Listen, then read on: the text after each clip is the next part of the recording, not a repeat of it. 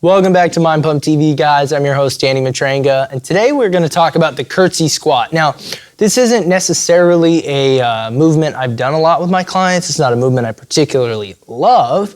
It's not necessarily a bad movement either. I don't necessarily believe in a bad movement, just ill-prepared bodies.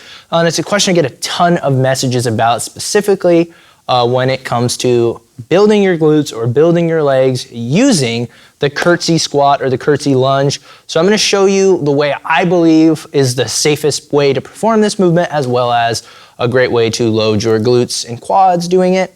All the technique, setup, execution stuff that you need to know to determine whether or not this is a movement for you. So without further ado, let's jump right in. Curtsy lunge.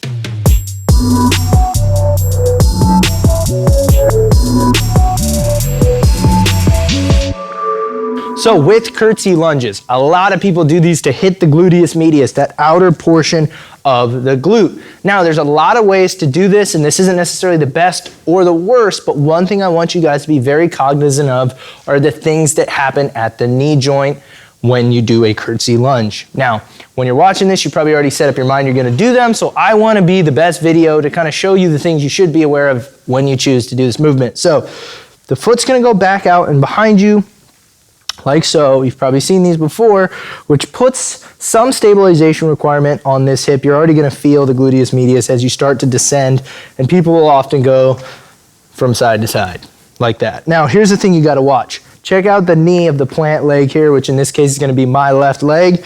I'm going to step out behind me with the right leg. The knee is going to travel forward, right?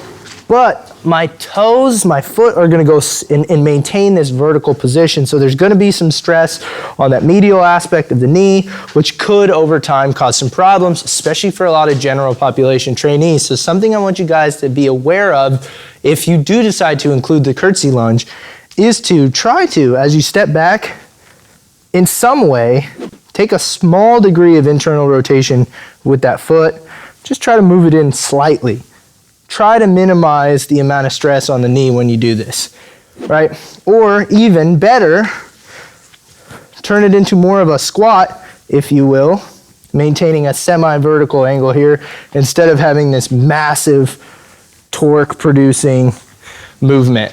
So when you do the curtsy lunge, there's a lot of things to consider. It is tough, especially for people who don't have a lot of knee stability or for people who have recurrent knee issues.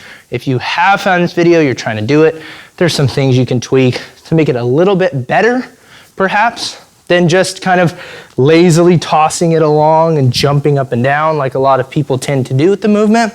Just be very careful with this. Like I said, there isn't necessarily bad movements, only ill-prepared bodies.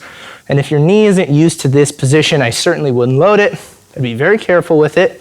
And it is just another opportunity to work on control, coordination, and better understanding your body. Just be really careful with it. That's really my take-home message. I hope you guys found this video helpful. If you did, make sure you like, comment, subscribe. Have a good day.